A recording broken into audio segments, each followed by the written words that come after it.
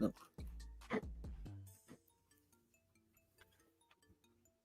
Ooh.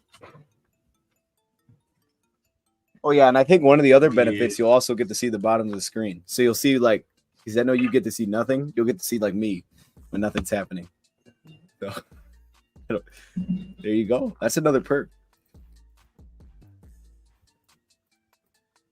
Hold 1 second. Yeah. Do your thing. Do your thing, man. Getting this thing rolling. I'm about to plug in my Ethernet cable. Okay. What's up, Wolva Lion Sports Talk? What's up, man? About to get this thing rolling. My man Marshall in the building says, "What up, Dose? We need to link up and do a show together." Yo, so you're the one that messaged me, right? Like 2 weeks ago, and you're like, "Hey, man, Wednesday, can we do Wednesday?" So, oh shoot, it was like, what was it? I was gone that entire week. Oh, it was we were on vacation that entire week. So it was like really weird how the timing was just terrible. You know, it was honestly my fault because when I messaged you back, it was like, yeah, I can't do anything. So that was on me. But you know, we've definitely been linking up with some different creators. So I think this season we're gonna get a lot more of that. So yes, we will have you on soon, Wolva Lion. We'll figure something out there for sure. Especially once we get into a flow with this season, we start to figure out what weekly is going to look like. Phantom's in the building, my man.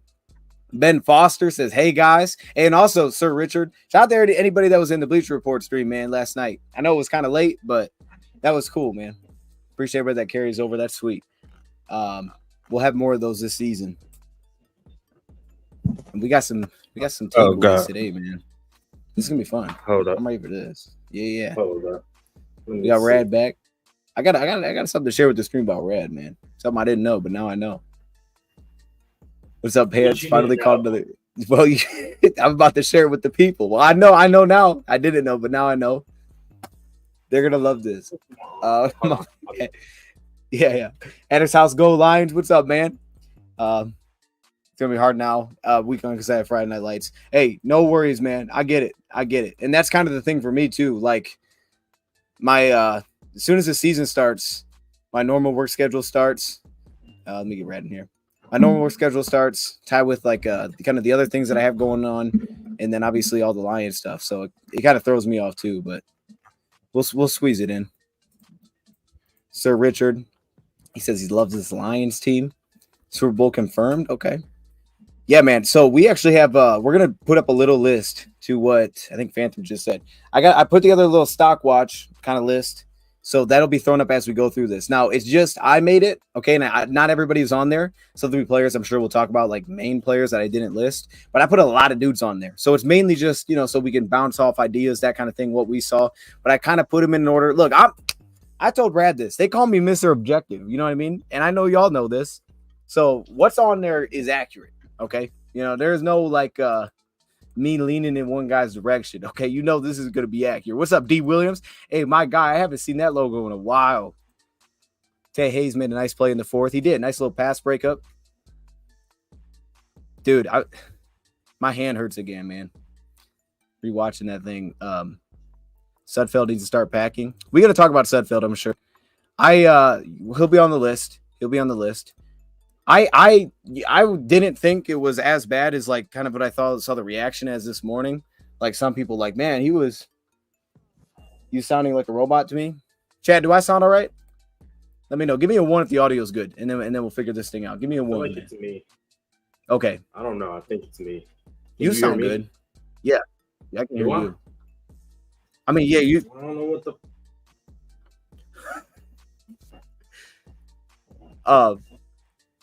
I was not at the game, Keem Jack. Nah, I wasn't there. We got some ones. Okay, cool. So yeah, we'll get that figured out, and we'll get this thing rolling. But yeah, no, I saw like a Twitter post this morning, and it was, I don't know who it was from, and they were like, man, Sudfeld was good in training camp, and I don't know like what happened or something. I was like, I don't think it was that bad. It wasn't that bad after rewatching it. You know, I really tried to, and honestly, there were players that I think we talked about yesterday that I thought were better than what I saw today, and I was like, oh man, he wasn't doing what I thought he was last night. Same thing, flip side.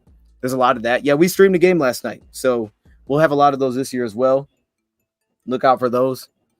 One audio is 100%. All right, we'll get it going here in a sec. We're letting Rad get his configurations figured out. Are you ready? I don't know what's going on. Oh, can you hear me? What I can hear you. Is this That sounds robotic. I don't know if I need to power cycle something. 1 minute. Yeah. Do your thing. Do your thing, man. Brian Branch laid the boom. He did. He had a big hit. They had that on the Lions Twitter page. Martinez was pretty decent. And that he would be one of the guys that I thought was better last night than what I think when I rewatched him today. Not to say that he was bad. He'll be on the list. But I like when I originally watched, I'm like, yo, he's lighting it up. And I don't think it was that. It was also a very small sample size. But he wasn't bad. You know, he definitely did some good. And obviously he didn't turn the ball over, and we scored a touchdown with him. So, but we'll talk about all those dudes. Jack Campbell, though. Yeah, man. Me and Brad were talking before we started this about linebackers, and just the whole room. It was hard to pick bad from anybody from that entire room. Coda was outstanding. Coda was good.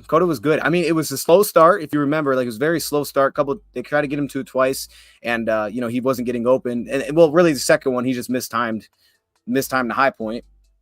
And then he came back, man. He responded. And there's a specific play that I have saved that we're going to show today from Chase Coda that stood out to me. I was like, man, that play was awesome. So I'll showcase that one. But yeah, Chase Coda was he got it rolling as we went going, man, for sure. Brad, am I sounding like a robot? Hello. Blue 42 podcast. Okay. Drummond didn't look good. Yeah, he didn't pop. I'll give you that. Like, he had one really nice one though. He had a little flat, broke a tackle. All right, we ready? Let's do it, man. Let's do it then. We're gonna get in here. Okay. Let's get it, yeah. You know what I'm saying? Yeah. I'm ready to talk about the game. I'm ready to talk about it. Be about it. Ooh. I'm excited, man. I'm nervous. I feel like it's been a while since we've done a show. I don't know, but it's been a week. Okay, so not that bad. But man, I'm pumped, dude. Hey, I missed you too, bro. Did you miss me? I missed you too. Yeah, man. That's why I was like, man, I can do whatever. I want to make it happen. I'm happy we're able to make this work. Talk about Lions because it's back. And I was thinking last night going to sleep. I was just remembering.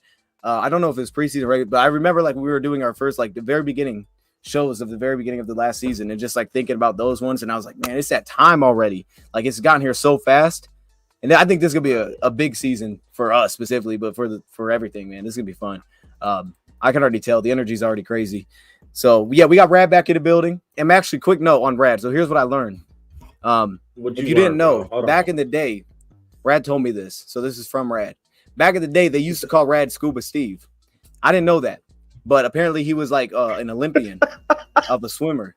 So if you didn't know, that's probably the reason you're not showing his face cam right now. Gosh. He might be at the pool right now. I'm just saying, So if you didn't know, Lord. if you're thinking of nicknames, he's Rad's a nickname, but Scuba Steve is also from I think what Rad said he was. That's fair. We're allowed to call you that, right? Yeah, y'all can call me Scuba Rad. Scuba Rad. Y'all can call me Scuba Rad. Okay. I mean, no. I'd love to swim. Yeah. I grew up wanting to be a swimmer. I self-taught myself every stroke from breaststroke to backstroke. You know what I mean? You're like a musician that teaches himself to play guitar. That was it was my first love. It was my first love, and I used to hustle kids at the neighborhood pool. Oh, because I'm black.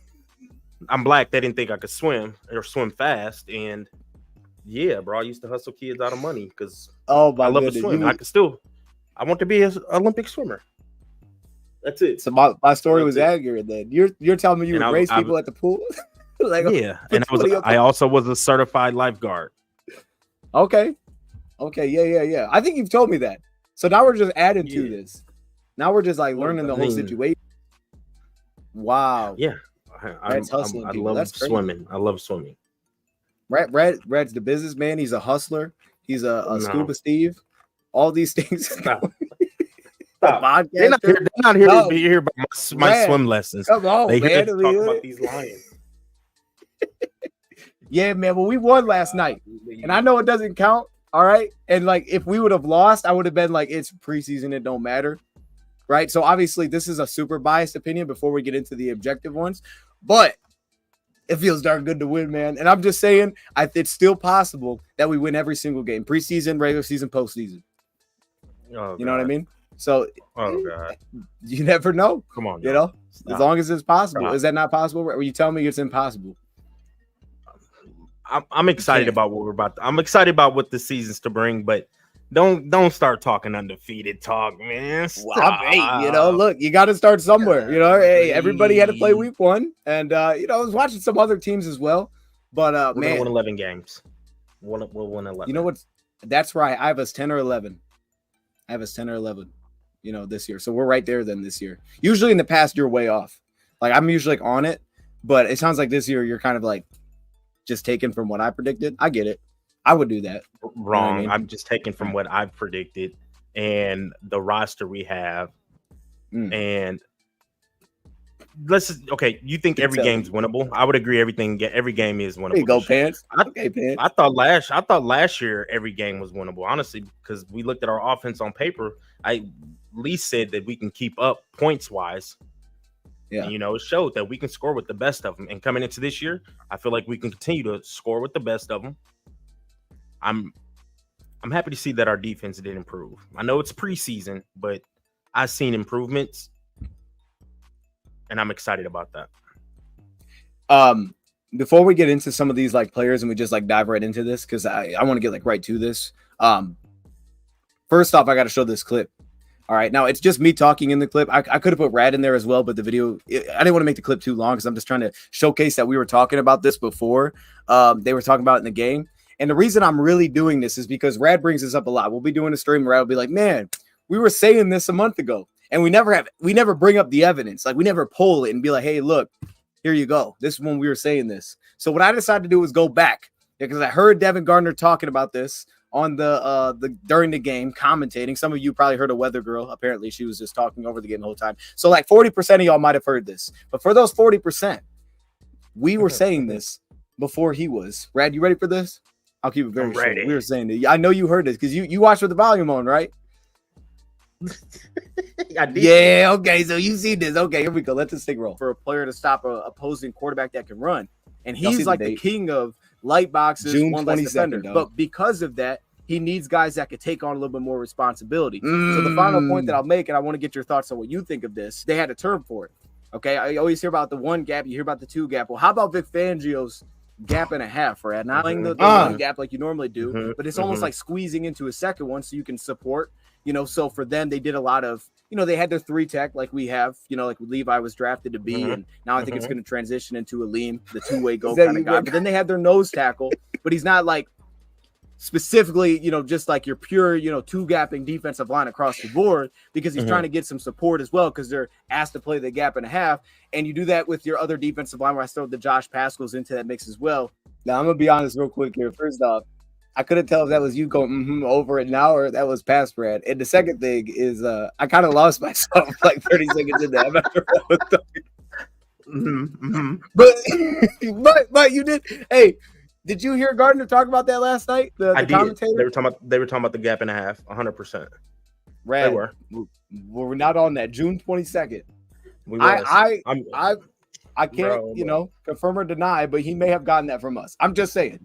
You know, we've been calling Ish for months, years now, and then we'll hear him talk about it on NFL Network or ESPN, and it's like, dog, we was already talking about that. Like hold on, are y'all watching the show? If so, leave a comment. Damn, like, no, I'm just kidding,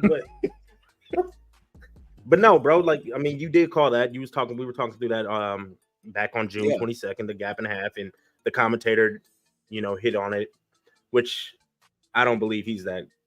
Anyways, I'm not gonna sit here and, you know. Yes, we be calling this. We be calling this, bro. Because whether it's players, we were talking about this recently. We were on the phone. You're talking about Jalen Petrie.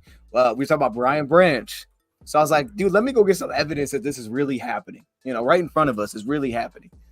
That does not mean we don't hit everything because there are definitely things I know I've said that have been off. More usually that's Rad. But you know, it's happened. You know what I mean? Wrong. Right? That's cap. Anyway, look, I hit on our boy Kirby. Hey, look, I'm giving you flowers for that. Yeah, you did. And people were not giving you flowers for that because you were saying it so early. Branch, I can't like say I hit on Branch because Branch was a first round projection. But I was always wanting him on our team. I thought he was a hell of a player, and he's proven like right now he's going to be a hell of a player for us. So I'm gonna take a little bit of credit for Branch because I still was projecting him to us, and I wanted us to get him. But he was a high draft pick. But the Kirby Joseph, like, hey, I hit on that. I need my flowers for Kirby, dog, because I was banging the table. We need to get this guy. You were. Now, okay. Go ahead. I hit on Jahmyr Gibbs too. I'm on Gibbs. I want credit for that. You know what? I'm not. You know what? I think you should take some credit for that. You know why? Because we did our mock drafts, and you didn't make one, but I made one. I was like, okay, we'll kind of like just talk through this, and he was in there. He was at pick 18, so that was about as close as it gets. So you know what? Please take partial credit because I didn't get any of the other draft picks right. So let's just like really lean on that one. We're gonna forget what happened the rest of the time. Just focus on that. We got that one. Hey, and he looked good. Like he played good. Okay, we're gonna talk about it. My man KV Alto with the 20-piece. Man, you showing so much love last couple of days. I appreciate you. He says Koto called it before the game. Oh, I said Koto. Wow, I was hyped. I said Koto. Coda. Chase Coda, man. Well, that's a good call. And I feel like you did through a donation probably. But yeah, he played well, man. He's definitely on this list. I'm sure Rad's going to talk about him a little bit too. So Rad, this is the first time that Rad's seeing this as well. And I'm gonna show y'all what we're looking at here. So let me real quick. Let me get this off the screen. These are not necessarily what Rad thinks. Okay, I want to make that clear. These are not like, okay, Rad put these together. This is my list. Now, I put a lot of players on here, did not put everybody because I wasn't sure like how we were going to do this. So like certain players that we left off, probably big names, we can just not talk about, or we can just talk about. That's fine. And we're going to have some disagreements in here, I'm sure. But what you can see is on the left, those are guys that I think clearly their stock went up after this game. On the right, clearly their stock went down. And then the middle, trending. So maybe it's like a slight lean up, slight lean down, some good and bad. I do this based on expectation that I have for the player. Maybe it was like where their role was versus on what I expected for the guy. So Rad, this is your first time seeing this. Do you want to just like roll in order here, or should I just say like what's the big thing that's sticking out to you when you're first looking at this? It's a lot here, so if we want to like go in order, we can, but it's up to you. I'm going to stock ups right now. So okay, let's go through it. Dorsey, okay. And I got clips. Gibbs. I think Levi did play solid. Romeo, to me, I don't see how his stock is up. Wow. Okay. Yeah. I watched. So I went back and watched it a little bit. I watched it live. Thank you, Jose. I don't think he jumped off the table at me. For you to be a starting defensive end in the NFL and you're going against second string offensive lineman, I think he should be dominating. Romeo did not dominate to me. I think Romeo did a good job holding the point of the tack and also his power rush. Like he was driving the offensive tackle. He was collapsing the pocket. I will give him some of that. But he never beat anybody and got straight to the quarterback. Like I think his brother outperformed him. His younger brother outperformed him. So I think Julian's stock is up. I think Romeo probably just stayed the same, to be honest. And thank goodness he took that pay cut, because if he didn't take his pay cut, he wouldn't even be on the team, because I think he's getting paid what his play is for me, because he was going against second string offensive tackles. I think he should have dominated. This was a double-digit sack guy. He's 2 years now removed from an Achilles. I just don't think he's the same player. Y'all can call me crazy. I just don't think his stock is up. I think he's even keel. Okay, that's just that's fair. He didn't jump off the table. He needs. Well, here was my thing. Kaminsky jumped off the table. Well, hey, Kaminsky's on there as well. He should be on there. Let's say he's on there. Yeah, he should be. But Kaminsky popped more than me. He was more impactful. Look, hey, if you're telling me like which one was better, definitely John Kaminsky. I had no disagreements here. But the first thing for me was expectation, right? Because I didn't know what to expect from Romeo. And after last year, I was like, dude, that looks rough. Even when he came back, I thought, man, that looks rough. And I knew you had the same thoughts too. Like, man, he didn't look the same. Mm-hmm. I really thought, and that was the biggest thing. So when you called me or whatever, we talked about this just a little bit. That was the biggest reason that I was like, man, this is actually impressive, because I didn't notice as much. He had the one sack, and we'll show the clip of it. But it was that speed to power. And I didn't really like, that was the thing that I always thought that he was kind of like, that's him. We have like some other types of pass rushers. We have the bendy, Julian Okwara, but his calling card I always felt like was speed to power. Yeah, it was get off, and then he had some power. And I thought the consistency at which I was seeing that, I think 8 or 9 times I saw him driving back a tackle, and that's what it was for me. So it wasn't like, you know what I mean? Like I felt like the edge as a whole could be on here, but it was really just seeing him like, oh, Romeo's starting to look like himself again. That's why. I would agree with that. I would agree because I did say he was driving, he was collapsing the pocket. He was. I'll give Romeo that, but it's just, I don't know. I needed him to jump a little more because he made that contract. He's projected. He was a starter at one point, and for Kaminsky to me was balling. He was outstanding. You know what I'm saying? So it's like, yeah. But I think they're getting paid the same type of money now, so it's like, okay, I'm cool with it. Like, thank goodness he didn't have that same contract, because if he had that same contract, I'd be saying we got to cut this dude, because I'm just not seeing that production. I don't think he played bad. He just didn't jump off the tape. Kaminsky jumped off the tape. I will say this. I feel like, to your point, because I didn't have him on originally at all. I actually thought he was down originally. So for me, like, I'm with you. Kaminsky was clear cut for me. Like, just watching it live is like, yeah, he's balling. It took me a second time to really try to focus on Romeo to get to that point to put him there, because I'm with you. Like, John like clearly balled out. You know what I mean? Romeo, I felt like I was just kind of picking, like, look, the traits look better. You know what I mean? Like, and to your point, like, he was a starter. Absolutely going against second team. In fairness, pretty much everybody was, even John Kaminsky. But to that point, he dominated. He did. But like for Romeo, he was a starter, but he's not going to be now. So I'm viewing him in the vision of, my expectations were kind of low, and because I didn't see a lot during training camp. And then on top of it, it was like, hey, he's going to come in as our 4th or 5th, I'm assuming. So if he's 4 or 5, I'm pretty confident. And then to your point, like, even against the run, he showed a lot of physicality against the run. Yes. And I thought there was some hit and miss from some of the other edge rushers that we had out there against the run. So that's why I put him up. Yes. Okay. I don't want people to think we need to cut him. I'm not saying we need to cut him. Yeah. It's not. I just don't see him. He could come and dominate. It was week 1 preseason, but I just wasn't super excited about him. Okay. No, I mean, that's fair. That's why we're doing this.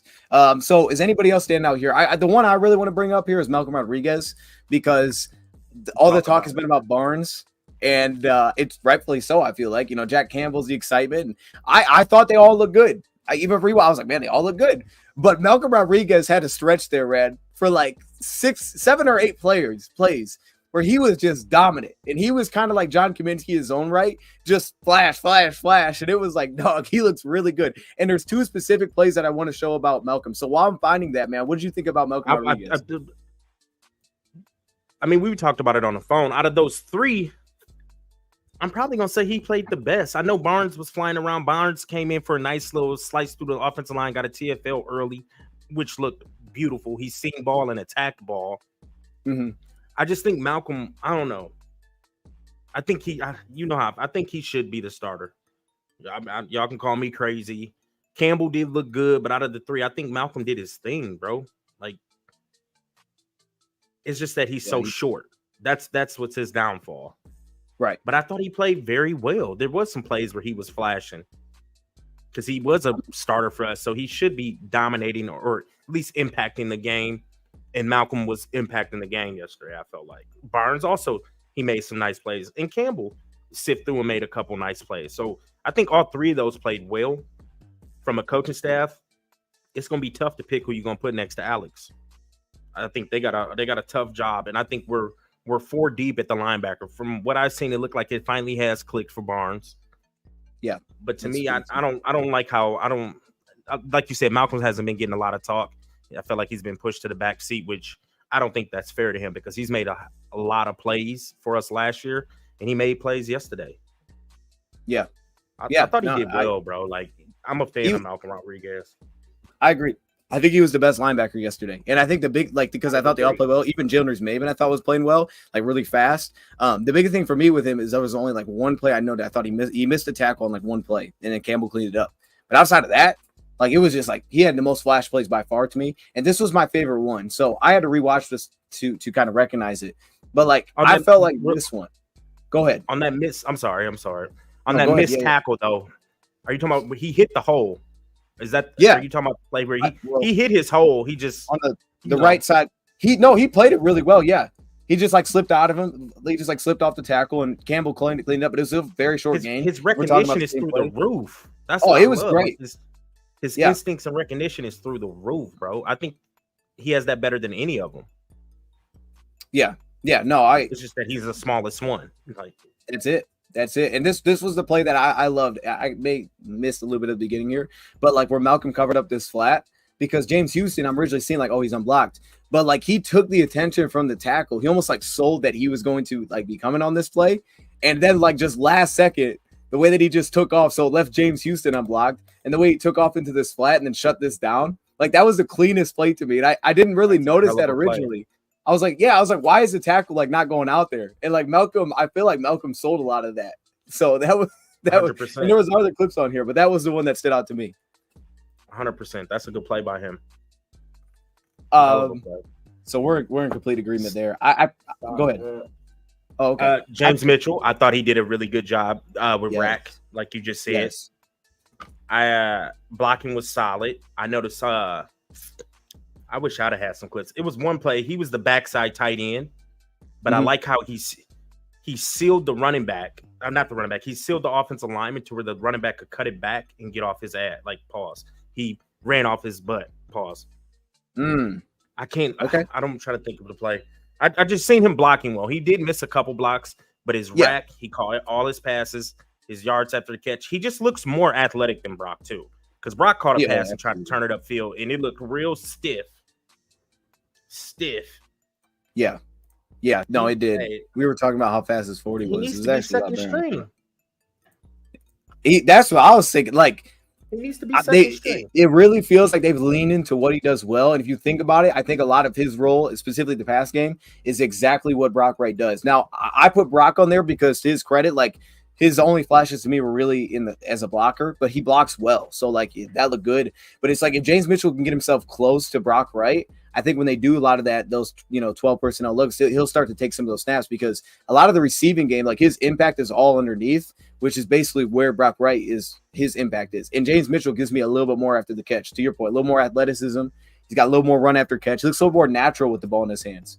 So I had to put him on there, and he had pretty good numbers. I don't know what his numbers were top of my head, but I thought they were pretty solid.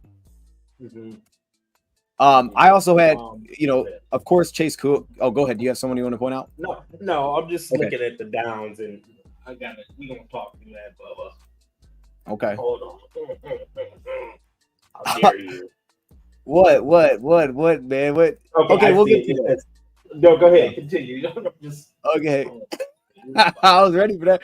Okay, no. We'll get to it. Okay, so there was a specific play that I wanted to showcase of Chase Coda, man, because I put him on here, and like I said, like the thing with him is like he wasn't separating that well.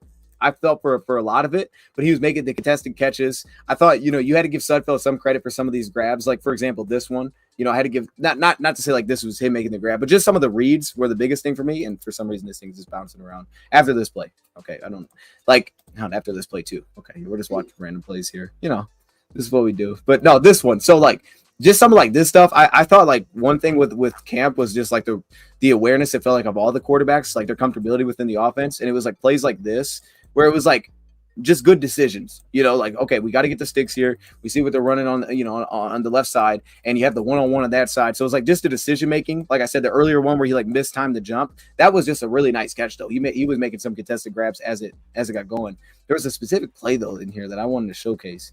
I just don't know where I listed it at. Dang, man. Oh wait, is that it? Nah, see, this one cuts off. Okay, I'll find it. That cover two one. That looks like that cover. That one was nice. It was. I cut it off though. It was a great one, and that was another one. It was like, okay, I gave Sudfeld credit because that one was like more Sudfeld. Yeah. Yes. Yep. Exactly. Like he was wide open, so it wasn't like, man, Coda burnt somebody here. It was like, no. He made a really good decision to put the ball there. So I was giving him credit for that one. The big thing I was focused on with this play with Jermaine Ifedi, because you can see I put him in trending up on the right tackle here. I thought he was really solid. Now the biggest thing for me was like too many passes. I thought for him, like not for him, but for the offense line as a whole, like guys were getting their hands up and getting in passing lanes. I didn't love that, but I thought out of all the tackles and pass protection, I thought he kind of stuck out as the best one. Obviously, Matt Nelson had some rough ones in there. The first play, for example, But we'll get to that. I'll find that clip on Chase Cota. We'll run through that at the end there. Is there anybody else you wanted to point out here on the upside? I think Jeff. Oh, I want to point out one real quick. We got to talk about him. We got to talk about Jahmyr Gibbs. We have to talk about Jahmyr Gibbs, man. Because the two notes that I put there, you could see, was his pass protection and the interception tackle. First off, the interception tackle was nasty. He just slammed the dude on the ground. So I love that. That was awesome. And then the pass protection was the big thing for me. And let me see if we can roll through some clips here that'll just pop up for him. Like the way that he was stepping in and blocking. Oh, here's his reception where, they extend the play. That was nice. We didn't see him like do a lot of the receiver work. But for me, it was really the pass protection, like things like this. Well, he was just stepping in there. There was like 3 or 4 times that I noted that, like that, picking up the D end.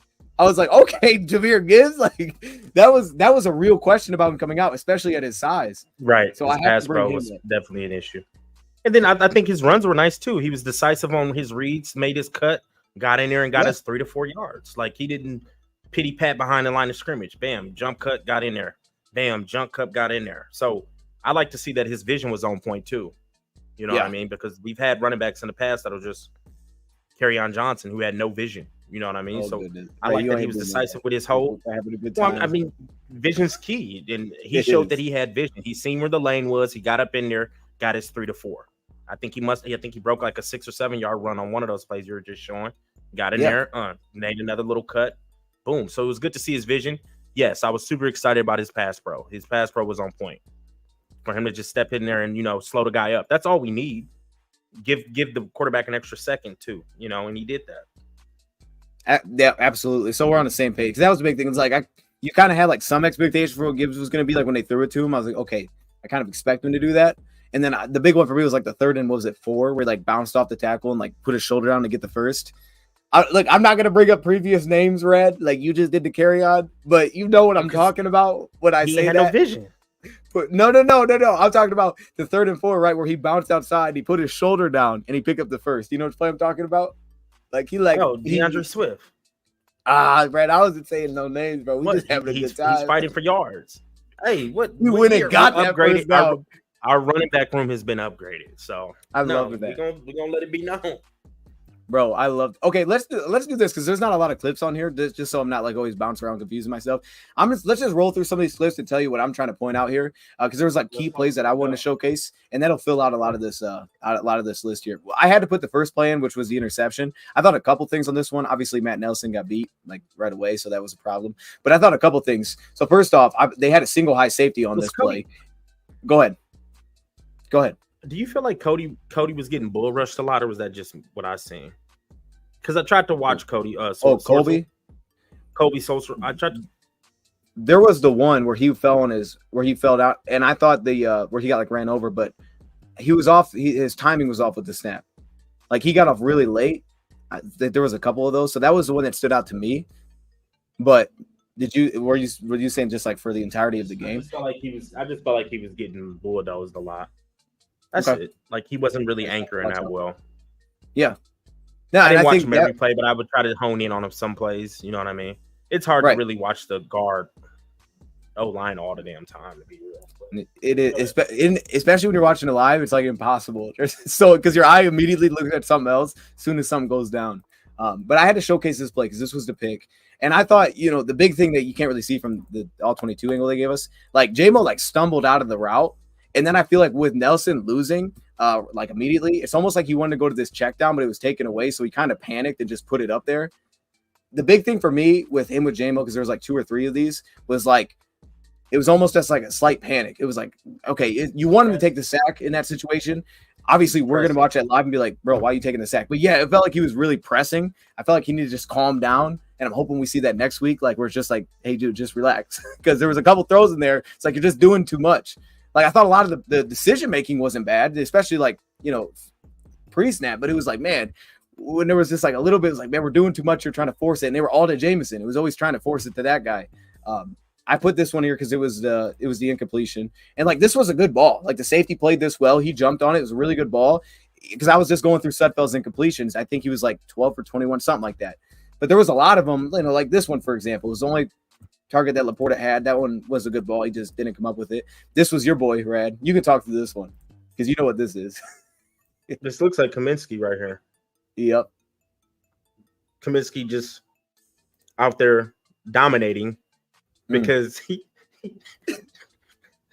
as he should be. You're going against second team, and you low key a starter / rotational, just out there being a heady player. Like, hey, look, he's a good player. I'm happy he's that. He did. He may have been the MVP for a short stint. Yo, the one play he was literally behind the offensive line like immediately. He was just standing there waiting for the running back. He was tough. Like he was. And I didn't get that from Romeo all the time. That's why I'm just saying this, y'all. Like, I'm not saying Romeo played bad or anything. I just felt like he needed to pop a little more for you to be a rotational guy. Once was a starter. Once was our highest paid edge. Like, okay, but hold on. Let me ask you this, because I get what you're saying. I understand the perspective you're coming from. But if, let's say, can't do it, but let's say Romeo's a rookie this year, and that's what he did, and you're seeing that speed to power over and over, I would feel pretty good about, like, dang, that depth is going to be legit. That's a legit depth piece right there, because that was consistent. I'm cool with him being a depth piece. Yes, I would be okay with that. I understand where you're coming from, though, because you're like, hey, man, you were a top dog, and it didn't necessarily like maybe completely show what 2020 or that big 2020 season was for him. I was leaning on, like I said, like him looking healthy. So this is the Colby Sorsta one where he was down on it when he went down. I thought the big thing here was he got off the line like really late. It looked like he was messed up with the snap count. It kind of like threw him off. Also, Gibbs stepping in, taking a block. He just threw this pass away. But that I had to show the Hayes that one. And then obviously we pulled the Jahmyr Gibbs one. That was good stuff. Let's see here. Oh, I wanted to show a lot of the push. I thought there was a lot of good push, man. Like the run game, I thought, like Gibbs was doing his thing, but like a lot of good push from some of these interior guys. Matt Nelson, who I had in the down category for pass protection, I do give him some love though as a run blocker. I thought he was getting some good movement from time to time, and we'll show some of those names more specifically. You see Colby working downhill there. We got Jahmyr Gibbs stepping in again. Let's see. This was Dylan Drummond. That one I cut it off, but that was when Dylan Drummond picked up the first. I just showed Gibbs again on that play though. Showed too much Gibbs on this. Antoine Green. Antoine Green. Wait, what? I felt like he was solid. I don't know. Okay. Something that was kind of random. Because I don't think people were talking about him, but the passes I did see, I want to say like I don't think he looked fluent. Like his run after the catch looked fluent. Like he caught that little screen, made a cut, got upfield. Like he looks athletic. And I want to see more of him. I feel like we were looking at Coda a lot. I want him to get a few and J-Mo, like they were pressing to get it to J-Mo. I want to see what Antoine Green is about a little bit more, to be honest. I want them to call his number a little more because I felt like I don't know I can't explain it. But when he had the ball in his hands, I seen a little something. And I want to see more. That's all it is about Antoine. I just want to see more of Antoine Green. I agree. And hella random. But no, it's a good point. It was just something I seen when he had the ball in his hands. I'm like, hold on, man. Like, yo, I liked how they were throwing screens. I didn't think they would do that. And it's like you could see in college he could do some things with the ball in his hand. So I was happy that they were just letting him go to work. I'd like to see him a little more. And then we're going to see one of his plays in here. Am I tripping? What was up with No, Mims did not play. Okay. I was looking for him. Yeah. No, he didn't play. He wasn't practicing or nothing. This is Malcolm, so I had to showcase this one. This is the one that he missed. This is the one where he broke the tackle. But like you said, he played it really well. Campbell finished it up. So like, that was like the worst play I could find from Malcolm Rodriguez, and it was like a great play. He was handling lineman, bro. Like he looks leaner, like physique wise than last year, but like still felt like all the strength from the player. Okay, I had to showcase a couple of these real quick here. Just point out some of those big dudes in the inside. Who was this? This was Broderick Martin on this play. I thought it was kind of up down from Broderick. You can see him handling. They're kind of double teaming him in there. But like to the point that the little clip that I showed at the beginning, like freeing up these linebackers, like Jalen was just flying around, just playing downhill completely, just attacking, with some of those lanes that were free there for him. And I thought a lot of it was set up by these defensive linemen, man. Like this one, Covington fell down. It actually helped, I think, on the play. But yeah, Jalen Fields, and then obviously Jack Campbell comes in there. Broderick Martin actually got in on this tackle from the ground, which was cool. I guess just using that length. You can see right there. That was and that was the stuff. That was a 3rd and 2 and then a 4th and 2 stop. Here's Antoine Green. I was more so pointing out Sudfeld because like I feel like again like the decision making wasn't bad in terms of like reads. It was just like I felt like he was like forcing a couple things like this one. You can see him looking to the flat. I think they were going to cover 2 here, and then he had just Sudfeld open. So it was like stuff like that was good. That was the Malcolm one again. I want to see more green. I do too. I'm glad you said that. I want to see more too. We cut that one off. This was J-Mo. This is your boy. You get that conversation going because this one was his best. What I liked about this play is just how they used him. And this was kind of similar to like what we would do with tight ends last year, where they kind of like block down like this and they take off, but just use him to that speed. I don't know. And that was a good touch pass too. You put that on him. What else we got here? I think more pressure on this one. There's one more guy that I wanted to showcase that I had in the. He had another touch pass that he dropped, J-Mo. Which one was that? Sudfeld put that thing. He dropped it in there. What are you talking about? I don't remember that one. You know which one. I'm gonna talk about J-Mo. I'm gonna be. Oh no, we would. You should talk about that. Okay. Like, I'm here for it. This thing's about over. I was just like let this thing just kind of roll through for a second. Make sure this was Chase Cota. We already showed that one. I think this was Levi. Yeah, there was Levi getting some heat. Levi was flashing, man. And Levi would be a huge expectation one for like what you expect from him. Like I expected nothing. And to see like the get off was the big thing. He had that run stop from behind the play. He was flashing. Look at that. That's your baby. Right, that's your boy. Look where he's at compared to everybody else. My man's like 2 steps ahead of everybody else. He's on him quick. That was awesome, dude. Because that's his game. How about Cabindo with the pickup there? And then now that was one of my knocks for Martinez. The big thing was he was holding the ball too long. He was holding the ball way too long. And I thought some of it was just because he couldn't see. Like there was one where a flat was open. He just kept holding on to it. I don't think he could see the receiver. That's something obviously he's going to have to deal with. But I'm not saying Martinez played bad. I thought he played pretty good. You know, I liked how he played.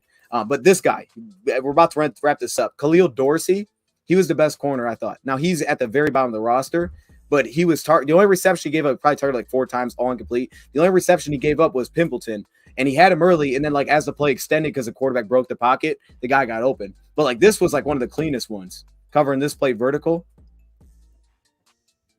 Dorsey was on their neck, man. There's Julian and Romeo, that guy, your guy. This one, okay, we're about done. This is the one I want to show off. Chase Cota. I couldn't find this one. Him sitting down between the safety and we see this all the time. Like the cornerback passes the safety and the safety dives down, and there's always like that little gap in between them. I thought that recognition, like, because we can't see what he's doing for sure, but it seems like he pushed up on him and then kind of just sat down right in front of that safety. Like that was huge, man, to make himself that kind of target. Because like seems clearly he's not like a big separator and man, but like that kind of thing. Like this is the one where I thought he just held the ball too long. Something like this. Now, Obina Eze had a rough one. He gave up a couple of pressures. You can see it here. But Cota will be a practice. He'll be a practice squad player. And then, I put this last play in there. So he's not gonna make the roster. He won't make the 53. You don't think so? I'm with you kind of on that one. No, I don't think so. Well, okay, if I ask you right now, let's just who do you what 5 or 6 do you think are going to make the team based on what we saw? Like, is there one of these guys that we saw necessarily yesterday, like any of the dudes yesterday, that you're like, man, that guy has a leg up? Or is it just we already kind of know who those 5 or 6 are, and or you're throwing Denzel Mims in there? Like, what are you thinking with that? I don't know. I got to see what Mims is about to bring to the table. Mm-hmm. So we'll see more about that next week. I think they need to call Green's number a little bit more just to see what we what we got, because I feel like he can make the roster. They're high on Drummond. Super high on Drummond. I want to make a quick little point to what you said about Green, though, because I want to piggyback on what you're saying here. I almost kind of want to stamp this. Antoine Green makes the roster. Because now that you're saying this is bringing me back to thinking about what I saw at the training camp and stuff. Like, he was getting off the line on, like, one-on-one drills and stuff like that. Like, he was starting to really show, like, oh, I can do a little bit more here. I'm with you. I think he might pop one of these next 2 games, man. I think he's going to make it. I like that you brought that up. I tell him he's got more run after catch. He's got a lot more run after catch than Cota. And Maurice Alexander, right? Like, Maurice Alexander, he had a punt return, which was great. I think I put him in the trending down category because legitimately outside of that, I don't think it was a good day for Maurice Alexander at all. He had a drop pass. Right. Every other return looked really rough. So it's like it was a great splash play, but I don't think like especially if you're looking at it from a receiver perspective, there's no way I'd look at that and be like, yeah, that guy pushed himself ahead of somebody. Like, nah, he did it. He's probably last on the depth chart. He is. Him and Trey Quinn are kind of down there, it feels like. And I like Alexander, but it's just like it was only just like the one flash play that he made. And I think Khalif's just going to take that role because, like, again, if you're going off returning, there's no way. I mean, unless they don't want to put him out there as a returner, Khalif as a kick returner or something, but there's like no way I would look at that and be like, yeah, like he should make the roster because he can return kicks. Like, nah, like I could technically return kicks, but can I do it well? I don't. He ain't going to be a punt returner. Like, we already know Khalif's the punt returner. So it's about taking that kick returner position. I don't know. Let's talk about some of these downs. Okay. Can we get on your boy, Will Harris? I agree. I put him in the middle. I thought he looked trending bad. Slightly down. Yeah. After yesterday, do you think he makes the 53? I do. And I believe he does because of what you said. Versatility. And really the big thing there is the big thing there to me is like a Chase Lucas, for example. Like I was hoping to see like a guy like Chase Lucas play a little bit on the outside, didn't do it. And then the slot work, he was getting beat. For Will Harris, like I listed the key plays there. So he had the illegal contact, which was on a play that was not thrown. So that wasn't good. He's probably grabbed him beyond 5 yards. I don't think he looks as fluid still, but I still need to see more. And it's hard without the L22 stuff. He gave up the curl route, which they still got the stop, but he like jumped inside and then, they got a couple extra yards, picked up a field goal. And then there was the other reception where they bunched. Now I thought this one, I didn't knock him as much for this one. He almost broke it up. Remember they reviewed this play. And he was kind of just off because they bunched it up. And it was also, I think it was Cole Beasley, if I'm remembering correctly. And Cole Beasley was beating everybody, to be honest. I mean, he was having stats on everybody. So it was really, though, it was like, you could see the demeanor. We know he sets the edge. He plays tough, but then he grabs the dude's face mask. Doesn't actually completely set the edge. So you talk through it because I know you were bringing that play up. What, when the commentator was saying, "Oh my gosh, that's how a corner sets the edge." Oh my Lord, he just threw himself in there. I'm like, bro, he didn't even set the edge, but he still bounced it out. When you set the edge, you keep containment. Like he didn't keep containment. He went in there, he threw it, he jolted the offensive lineman, but he still bounced it out, and he gets a face mask call. So really, that's a down play that you didn't win on that play, Will Harris. He lost that play. He didn't set the edge. It's just that the commentator was just boosting it like he set the edge. No, he didn't set the edge, bro. I think the intentions were there, but he didn't finish it. I expected more from Will Harris. Him being a veteran at this point, he has starts under his belt. He's played a lot of snaps.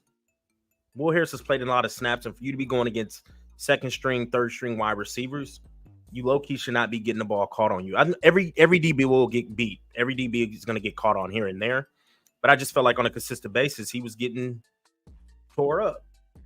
Yeah. I mean, I don't know. I'm not as low on that side. I'm not as low on that side as you. If it wasn't for his contract and him being able to play multiple positions, I think he would get cut. But he is going to make our 53. Well, hey, to be honest, though, I don't think he's like a lock because you do got to think, like, I have Khalil Dorsey up. I thought he was the best corner. He has played inside, outside, and safety in the past. Now, I think with your point, I think they would still lean Will because they know what he's about. Like, Dorsey hasn't really proven that yet. And you could throw, honestly, Starling. He's only put on the outside. So maybe a guy like that could take the spot or something. I think they'll keep Will here. My only thing with the reception is this. The curl route, he was playing off coverage, so he was going to give up the reception, with how far back he was playing. It was more so like the angle where he like got inside of the route, and then he kicked outside and he like picked up 6 extra yards. It was like, man, that was a poor angle to the ball. Kind of like the edge set. It was like, man, he had the right intention, but he didn't like. It was all, what it kind of felt like, a Sudfeld in this sense to me. Like I thought like Sudfeld was like forcing something. It was like he was kind of forcing the issue a little bit, and it was like he was just slightly off with some things.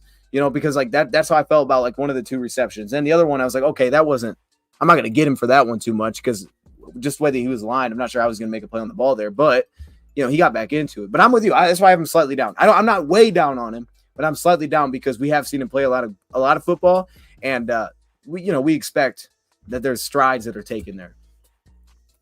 So, I don't know. You clearly disagree with me. I understand that. I do.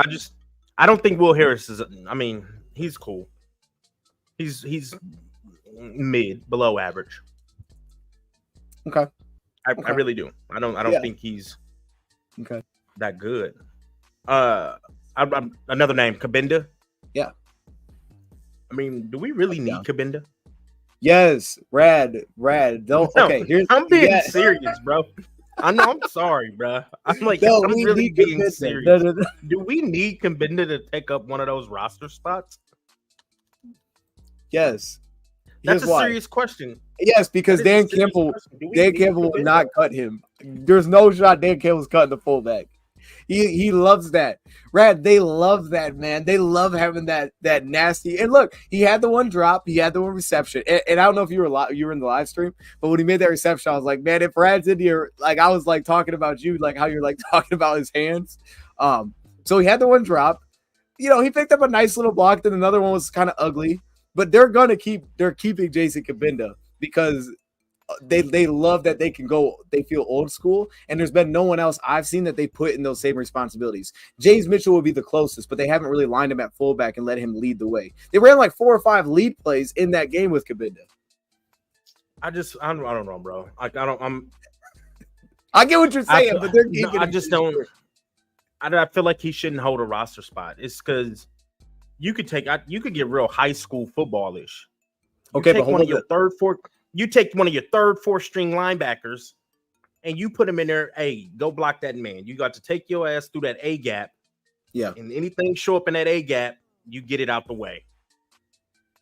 Because the dude can't catch. So we don't need you to go to the flat. Whoa. Hey. He had one. Bro, he had ice grabbing. Hold up. Time out. Let's be fair. Very inconsistent. They are okay. But here's the thing. Let's keep 2 things in perspective, right? Number one, at the top end, he'll probably get 15 targets in a year. Top end 15 targets in a year, right? Number 2, J-Mo dropped the pass off his fingertips. So are we saying that we're going to get on J-Mo too? Okay, but I'm just saying he did have a nice reception in there too. You know what I mean? It's not like you dropped both of them. I'm all about the hard-nosed football. Line up with 2 backs, let that fullback run in there and knock somebody's block off. But to take – because I feel like we're a deep team. I don't know, bro. Like, I feel like this is one of the deepest Lions teams I've seen – in my 39 years. But it's so I don't want to lose a key player where I feel like, could we just line up Malcolm Rodriguez and have him go in there and knock somebody out the AB gap? Because I would believe and Rodriguez probably got better hands than Kabinda. Oh my goodness. All right. Let's keep it. Fullback position is not a hard position to learn, bro. If anybody played high school football, like I played linebacker and fullback, all you got to do is go in there and clear somebody out. Like, okay, but how about this though? I don't want to use a roster spot for somebody. Kabinda's not a dog like that to me. I'm sorry. One thing I will say though, y'all can hate me for that. But. No, I think a lot of people are probably with you because here's the one thing I will say though, it's a special teams value. They won't. I don't think they'll overlook that. Like if they feel like a guy can be like a all-purpose special teams player, and I believe Kabinda is that. I think they're going to put a lot of value into that. So it's like kind of like to me with Malcolm. Like I think Malcolm's going to be a backup this year, but they're going to put a lot into believing that look what he's going to do for us on special teams. Like I think they put a lot of stock into what that is for the team, and that's another reason I think that he'll end up making it.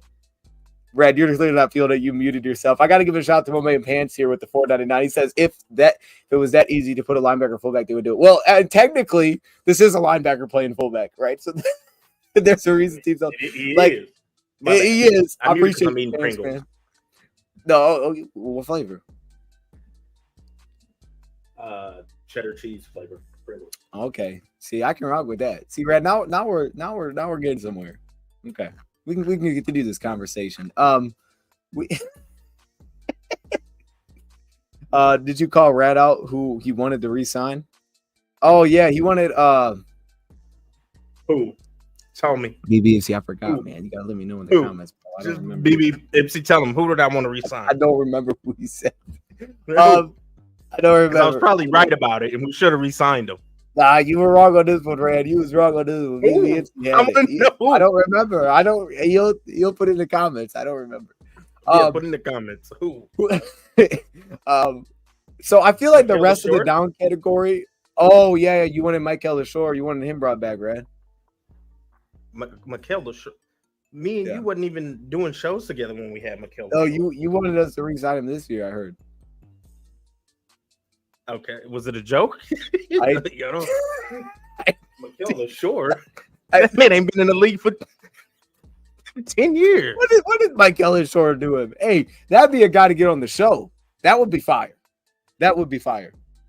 He's got one of the coolest last names.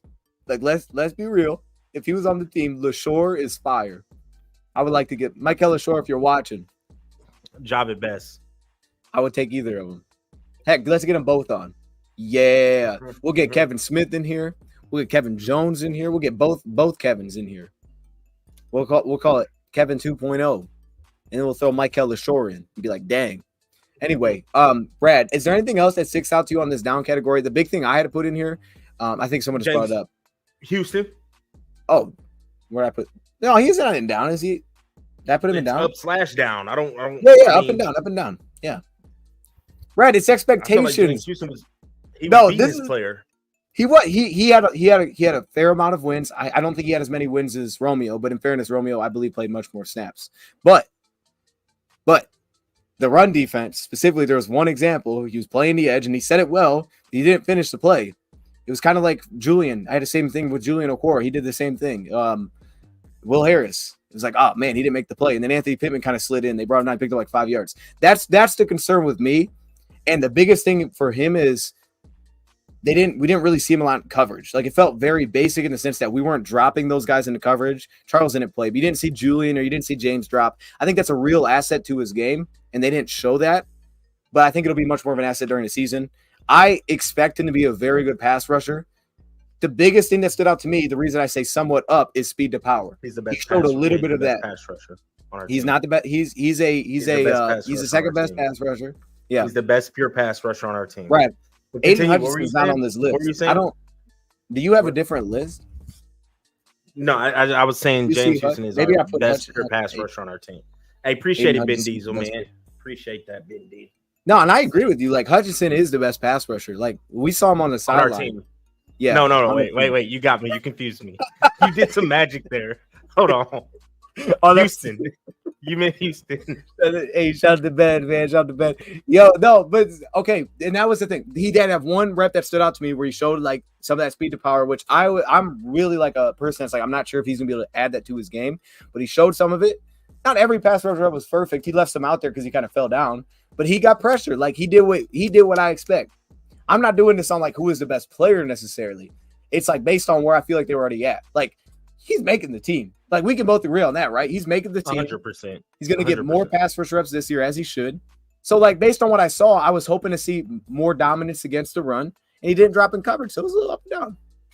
I feel that's fair. If he played as many snaps as Aiden Hutchinson, he'd have more sacks than Aiden Hutchinson. Yeah, if he had more sacks than Aiden Hutchinson, he would have been the best pass rusher on our team. I completely agree. But if he gets a little short, bro, if he can he don't even have to have the same amount of snaps as Aiden Hutchinson. Bro, if the dude played 75% of the downs, he would lead our team in sacks.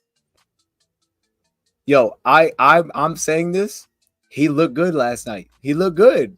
I'm not taking that away from him. I just expect that he's a dog as a pass rusher. We saw that. That's good. Like the only way it would have been down is if he was struggling to get pass rush. It'd been like, dang, that's not good. I'm not every time he wasn't winning, but he won a majority. And he did it the way he does. He has some spin moves in there. He has some in and out. He has some basketball moves in there. He looked good. He's up and down. I want to point out one, though. I want to get your thoughts because I felt so bad for the dude. I felt Mohamed Ibrahim. I felt so bad, man. Like, were you watching the beginning there where he got injured like 2 or 3 plays in, and then he tried to stay out there? Oh, I felt so bad, dude. Yo, right. That was like, yo, I was about to cry watching that, Rad. I was like, this is terrible. Because it's like such an opportunity right now with where running. Craig didn't play. Jamar did not play because of injury, I believe. Why is Craig not playing? Like, so I don't know. We can get back to Ibrahim, but so are they saying, Craig, you're a lock at the third running back? Because I don't think it's fair at that point. I don't think it's let that. My man get some downs. I need to know, like, because Craig needs to be on our team. Because I thought Craig Reynolds was better than Jamal Williams last year. Y'all heard me say that. I think Craig is a damn good running back, and I want to know why he's not getting snaps. Why he ain't suiting up. If I just got Rad's boy. 100% cut him. Dang, man. He's calling out the boy. What you gonna do about that, man? It's a joke. Everybody know I'm not rocking with Matt Nelson. He's buns. But wait, so is Craig? Is he locked at third, or what's the deal with Craig? No. Okay, so what? He hasn't. I was laughing at dude today. He hasn't been practicing. He was not practicing in the last 2 training camp days, and I have no idea why. And I'm assuming it's carrying over from that. But I think I've seen him there one of the 2 days at least. So I don't know what's going on with him. Maybe someone else knows. I don't know. But I don't think it's just like they feel like he's a lock. I just don't think that he's participating right now. So I don't know. That's why the position's so wide open. Because if it's like a legit injury, I mean, and Jamar got hurt in last practice. Now for Muhammad Ibrahim to go down, you could see like he did not want to get off the field, man. That dude just stayed out there, trying not to show it. I felt so bad for him, man. And then you know what? And the guy that I put up, or I think maybe slightly up, Davino Ozigbo. Ozigbo, I thought, was the best running back, again, in terms of expectation when he stepped in. Now, that's not to say Benny Snell wasn't solid. Benny Snell was very solid. It was just such a small sample size. But Ozigbo looked good because he was pass protecting. He was finishing his runs. He had the 3rd and 1, which was stopped, which I didn't love. He looked slippery. I thought he looked good. The thing that was the issue with Ibrahim is even when he came back in, he had one run where he didn't like bounce, and I guess it was probably because he was injured. So, oh, my goodness, man. That's just so unfortunate. But I thought Ozigbo was the best back. I thought he helped himself a lot. Now, he's had the most snaps as well. Like, not snaps, but he's been here the longest out of him and Snell. So, I'm sure we'll see more Benny next week. I know that's your boy. I think Benny Snell's solid. Yeah. He looks solid. He look real solid. Where's J-Mo's name? I don't see J-Mo on. Am I missing J-Mo? I don't think I put J-Mo on here. I didn't put him on here. Okay. So what do you think? I'm not a J-Mo hater. I'm just ready to see what we traded up and used the 12th overall pick for, because as of right now, he's not showing me he was worthy of that pick. I know we've seen a little flashes last year, but then to alligator arm that dime Sudfeld threw to him yesterday, like, come on, bro. You got to catch that. Yeah, he came back and got us a 2-point conversion. Nice catch. And I want to see a little bit more separation. I mean, we were talking about, I don't know if you said it, like, I don't think he has a complete route tree. Well, he needs to work on that. Like, yeah, you're getting in trouble off the field, and then you're not even like super producing on the field. That's gonna have some of us people in the community starting to think like, bro, what's the deal? I'm not giving up on him. I still think he can pan out. He's starting to look like he is a project player, but you would have never really truly thought that if you'd have watched the Alabama film. Like, the dude was low key the best receiver in college football, this and that. But now I'm starting to see he needs help running his routes, which, you know, lose the separation. And then obviously these drops. Like, what's the deal with these drops, Playboy? Come on now. I know you can run a 9 route, a go route, but we're gonna need you to be able to run other routes than that. So yeah, I just need to see a little bit more. I hope next week he bounces back and he puts up 100 yards, which he should be if you're going against second and third string corners. You're supposed to be a starter, top draft pick. I need you to play like it, bro. I need you to ball out. I haven't seen him take over a game. Yeah, no, of course. We haven't really seen him at all. So we need to see that this preseason, because we're not going to see him for 6 weeks. If you can't take over a preseason game and you're supposed to be that guy, like, so what's going to happen when you out there with the ones? So here would be my thoughts on it, about what you're saying they're taking over a game. I don't know. I'm not going to say he's not capable of it. Like, I guess in terms of like picking up a whole bunch of receptions, I think you're talking about takeover game a little bit differently. Like, I don't see him being a guy that could like go get 9-10 receptions in a game. Not right now. I don't maybe need not that this season. But I think you're talking like, you know, for example, if you would have had that big reception last night, that's like 60 yards. You throw it with the other, 2 plus 2-point version. That feels like a really darn good game, right? I mean, that's like 100 yards. Not 100, probably like 70 yards, 3 receptions, and a 2-point conversion. That's really good, right? Like, that's close to what you're saying, because the way I look at it is, from what I've seen so far, and this is exactly what we were talking about before we got on, matching up with a veteran, Adoree Jackson, who did not play in practice. 2 of the 3 reps, he struggled to get separation. Like, the route timing was off. He could not create separation to start it right off the line of scrimmage.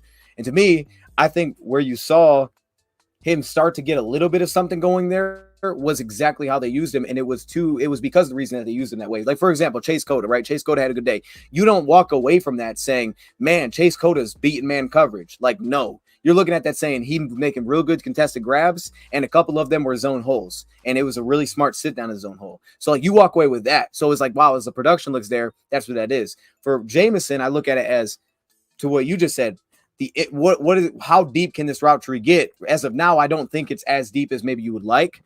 But when you saw the success, it was the two the exact same routes. It was getting him off the line of scrimmage. I believe both of them were against off coverage from like tight alignments, and he ran speed out routes.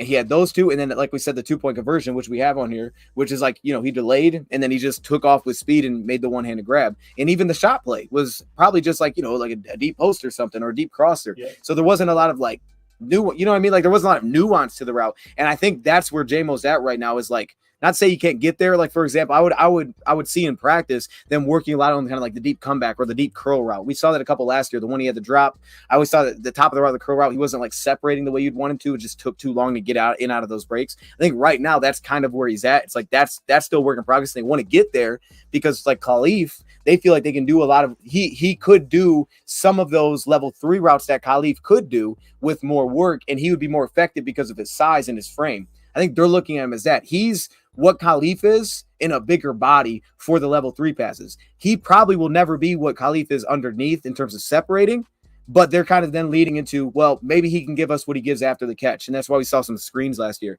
So the way I look at it is I just don't think his route tree's there. And it may I don't think it'll ever be like all the way where he's running every single route.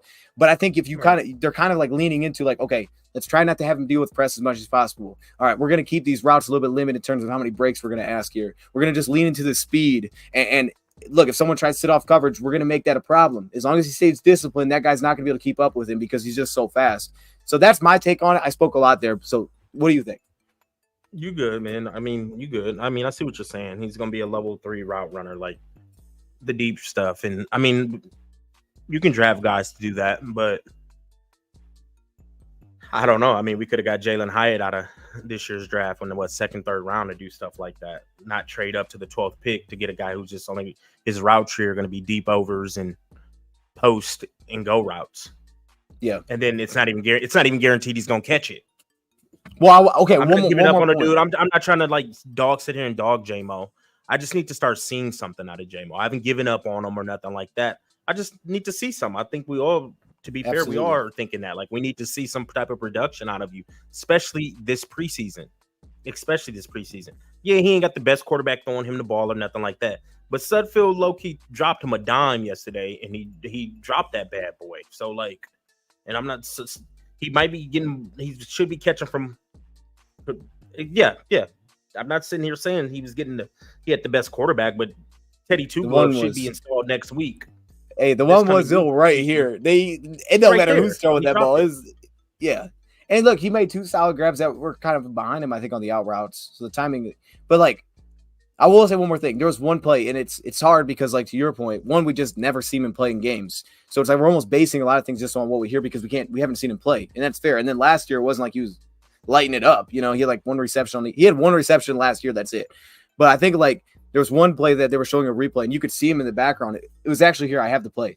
Let me see if I can show you here. I think this is part of. I just got to see him play like a first-round receiver. That's what I need out of him, especially in preseason where you're going against rookies, second, third-string people. Like, come on, bro. So you can see this one. Like he got off the line. It looked pretty well. I think that's why Sudfeld wanted to go there because the safety rolled over, and then he kind of stumbled out of his break, so he got back into it. But then there was this rep that you can't see. You see the defender falling down. He put a shifty like double move on the guy, and I think that's part of the thing that they also like too. You remember at Bama there was all those highlights about like all the double moves that he was able to hit over top. It's like I think that's also an asset. More than just like running straight because they feel like that stop and start acceleration is such an issue. And I think you see it like even as soon as the defense changes, and you saw it in practice, as soon as the defense adjusts and the safety rolls down, if he's out there, he's going to go over top. And usually he gets a step. But it's just like right now, it just doesn't feel like it's a full, complete route tree. I don't know if it'll ever get there. But I'm with you in terms of like, okay, that's fine. But if that's the case, obviously we're going to need to see the catches when those opportunities are there. You can't not come up with those, because then it takes away so much of what your game is. Because I don't see him being a 10 reception guy. You know what I mean? Like 5 might be some of his best games. That's not him. And then who has some screens? 80 to 100 and some yards. Like I get what he's supposed to be, but I need to see some glimpses of that. And then also to his defense, when he's out there with the first unit, people are going to be making sure Amon-Ra St. Brown's going to be getting covered. Laporta's going to be getting his look. So they'll be rolling coverages other ways. Like he's not going to be the focal point for the defense, right? Like he's about to be dealing with this preseason, because he obviously is supposed to be our best receiver on the field. So they are going to focus in on him. So it should get a little easier when he's out there with the starters. I will say that. And he does have a better quarterback. But like you said, when you get the shots, though, you got to make the plays. There you go. I was just looking it up. Your guy, Brandon Cooks, he was with the Saints. In his time with the New Orleans Saints, he averaged basically 5 receptions a game. So that's really good, but 5 receptions a game, like that feels like where he would. And then with the Rams, it was 4 receptions a game. So it kind of feels like that's the range where you really want to get JMO to. And then beyond that, like he's never going to hit the St. Brown range. We just need that. And then you're just going to have that one big play, or just the threat of that big play, because he does get over top. Like I'll give him credit. Like he gets over top a lot. It just feels like there's so much. It feels like there's so much of the, like making it more crisp, like the stumbles or like the little things at the top of the routes. Like this just needs to get more crisp than it is right now. And I'm with you. I'm hoping that we see him a lot more these next 2 games, and that it starts to kind of just roll together. But I will say this, and I want to get your thoughts. I did like how he responded to the drop. The fact that he did come back and it felt like he responded, and he was giving some effort as a blocker as well. Not saying he was like blocking extremely well, but he was giving some effort there. So I did like that he finished on a strong note, and then they came back to him, made sure that he got a 2-point attempt, and I think he was done after that. Yeah. Ooh, Red, I'm trying to talk you into it, Red. It's a good day. And I'm with you. I don't want to make it sound like I'm satisfied. Absolutely not. He was the 12th pick. You moved up from 32 to 12. You can't be satisfied with that. Like you're right. It's preseason. 3 receptions for his amount of time that he played is not satisfying. But I think we're still. I think we're on the. I don't think we're off the track yet. I think we're fine. We should see next week, because he should have Teddy 2 gloves next week. So. Hey, don't be disrespecting Sudfeld. Like Sudfeld didn't drop that ball on him though, because like he did, but Teddy 2 gloves is a better quarterback. Hey, we'll see. You hear what they said? They said Dan Campbell wants to see if you still got it. Look, bro. Anyway, is there anything else that stands out to you, man? I want to make a couple quick notes here. So I said Eze. That was mainly like there was a couple good in there, but there was also some bad just right towards the end. I thought maybe Martinez could have helped him out a little bit by kind of getting the ball a little bit quicker, but that was mainly what it was, pass protection. Same thing with Matt Nelson. He got beat at the beginning. Trey Quinn, his role was so small. I was like, dang, that's not good. He had like 1 screen reception, but his role was so small. It doesn't feel good for him. Chris Smith, I thought against the run, he was just getting blown off the ball. We know he's was he 6'4", 305 or something like that? Like he's not a big dude. That's pretty good, but he was having problems, I thought, just at the point of attack. It's going to be an issue in this defense because you got to have some size to sit in there. Chase Lucas didn't play on the outside, and he wasn't doing anything spectacular from the slot. He got beat a couple times. There's a couple little things in there, but it was nothing that stood out. And then KO'd was one of the more disappointing ones, because even some run blocks he missed. I thought KO'd was pretty disappointing just based on where I kind of thought he would be through training camp. So I don't know, right? What else, man? Is there anything else in maybe the middle there that stands out to you, or is there a player that's not on here that you think should be brought up? I touched on Antoine Green. I want to see a little bit more of him. No, just overall, I thought we played a solid. I mean, I was really wanting to see how the defense and the rookies looked, and I thought our rookies looked well. The defense played solid. We were getting pressure. Linebackers, I was keying in on the linebackers, and those 3 linebackers, Campbell, Rodriguez, and Barnes, I felt like they all played pretty good football, and the coaches are going to have a tough decision to see who's going to play next to Alex. And it feels kind of good to be 4 deep at linebackers. I like to, I'm happy about where we're standing with these linebackers right now, because we got 4 good ones. Reeves Maben's no slouch, but, I don't think he's starting caliber. Yeah, Reeves, and then my boy Brian Branch looked good. He did cool. Yeah, Yeah, he gave up a touchdown. Yeah, yeah. He tested it well. Which I put Pittman down. He's the only linebacker I put down. Pittman. I don't even know if it's gonna make the team. I don't think Pittman will make the team, bro. He kind of, unfortunately, he doesn't look like the athlete for that position. Honestly, he's not gonna make it because we got 5 at that point. Reeves maybe to be that 5th. Yep. D-line looked well. Brian Branch looked like Brian Branch. I thought he was gonna look like.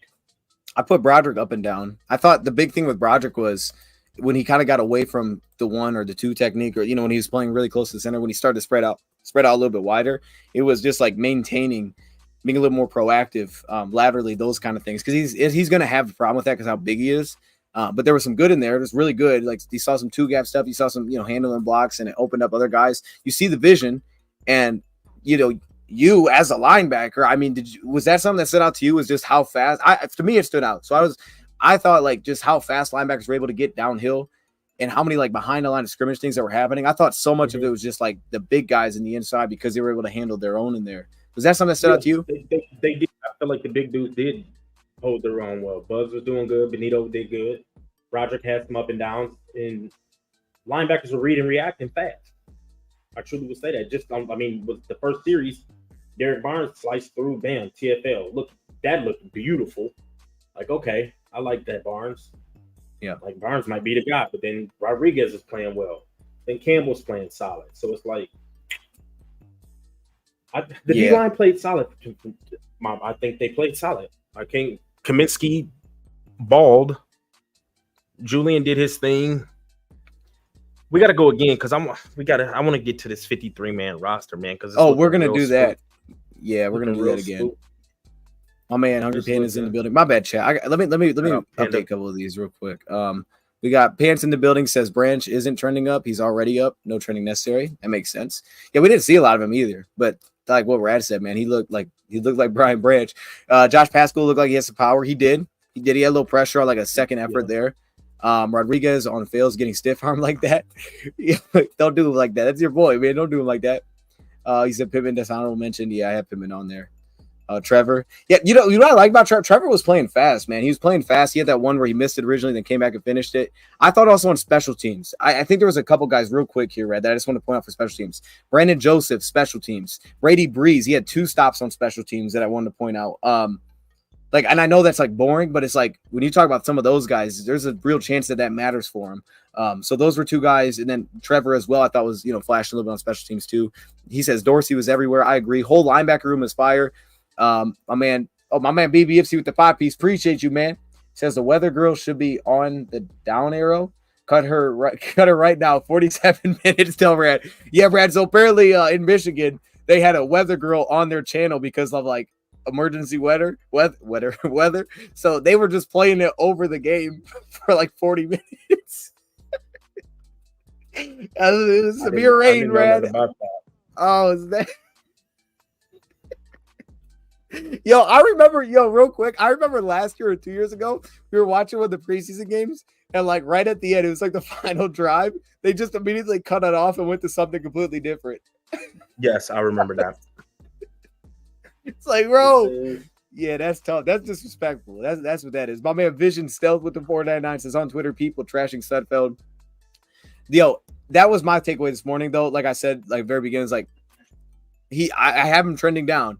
But if you really don't watch the game back, because I know like Brad, like we look at, like you can see, like, yeah, he had some panicky moments in there, which is not good, but there was also a lot of good that he did set up, good decision making. You point out the turkey hole shot. You talk about the Antoine Green one. You talk about the Jameson pass. Like there was like 3 or 4 times that, if you just looked at his stats, that could have easily been receptions that the receivers just left it out there. The Sam Laporta one, to be honest with you, because the safety played it so well, right, but he still gave him a real chance to catch that. So I get it. The quarterbacks are like the fastest to get bashed because it's so, I think it's because it's so easy to see. Like, it's like, oh, that was a pick. That's bad. Like with linebacker, you can miss something easy. You can miss something with DT, but so I understand it. And then once he signed Teddy, everybody wants to see Teddy. So it's like easy to really immediately like go at him, but it wasn't good. That's why I've been trending down, but it wasn't as bad, I think, as a lot of the attention was. So I would agree. I'm not off on him yet, And real quick, Brad, they have a new rule. So they have the emergency quarterback rule this year. And I wanted to bring this up because I think Hooker's going to IR, right? So let's say he goes to IR, you can keep 2. So they say if you come in with 2 active on a game day, which we will, everybody will. Let's say we came in with Goff and Teddy, you can keep a 3rd as an emergency that does not count. So I don't think that position is like over yet. Like I think there's a legitimate battle there because if Hooker doesn't come in healthy, they're, to me, definitely going to leave that open for grabs. The Lions proposed for the rule, so they're going to do it. So now it's going to come down to, is that Nate Sudfeld or is that Martinez or is it someone else? I don't think that's a real battle now. That doesn't mean nothing. That means something, I think. You know they should go get is my boy from I didn't know he was about to say. No, yeah, we had a quarterback battle last year. No. Oh. It wasn't TB12. It was the other guy. I can't even think of his name. Blau? I just like him because he was mobile. Yeah. Go get Martinez Blau. is mobile. You know what? Martinez reminded me of Blau a little I'll take David Blau. I'll take David Blau. Y'all can call me crazy. I'll take David Blau. Leave that run. Yo, wait, real quick. What about Jeff Driscoll? What about Jeff? I was looking this up. If you look at Jeff Driscoll's career stats, it's in a much smaller sample size, but I'm pretty sure they're like very similar to Teddy Bridgewater, like in a full season. I'm saying Jeff Driscoll wasn't that bad. Yeah, we had it for a little bit. Driscoll was solid. Yeah, okay, we're on the same page. Then he went to Denver, right? Yeah, I like Jeff Driscoll. Yeah, I like Jeff Driscoll. Okay, do I think Benny Snell? Yeah. Go ahead. Just for go ahead. Third quarterback. Yeah. No, that's it. I'll take one of them jokers. Suffield didn't I'm not giving up on Suffield. Like, it wasn't as bad as people thought. He had some drops. He was pressing a little too much. I'm not going to sit here and say he wasn't pressing, but he also made some nice plays, some nice reads. To your point, if Laporta makes his catch, which Laporta should have caught that too. He tried to secure it a little more. It's like, come on, Sam, you had the ball. The DB didn't even knock the ball out. If everybody's seen that play, he didn't knock the ball out. He tried to secure it a little more. So I mean, I'm not done with the dude. I'm just joking. If we're being fair in competition, Rad, this was Martinez's first throw. I don't want Blau. This was his first throw. So I'm just saying, like, again, he got hit, but you could say the same thing about Sudfeld's first interception. This was his first throw for the Lions. He basically he almost threw a pick on his very first throw. So I'm just, and I'm not, and look, I said slightly down. I said trending down Sudfeld, up, down Martinez. But like to act like it's like way like this, like, I ain't there right now.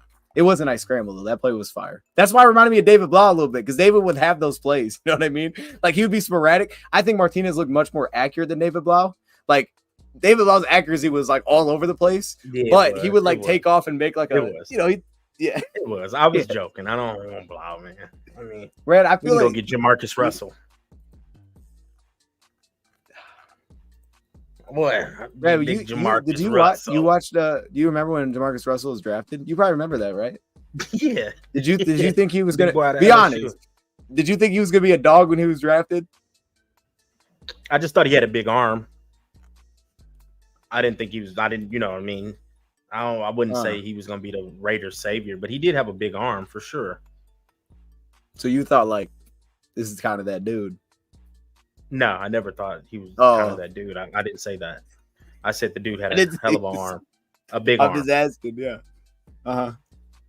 Okay. You know who we really could go sign? Cam Newton.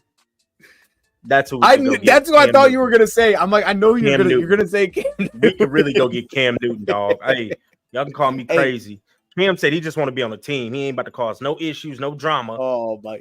Brad, but if you say that, we know you're gonna cause issues, bro. If you say I'm not gonna cause issues, like we already know there's issues.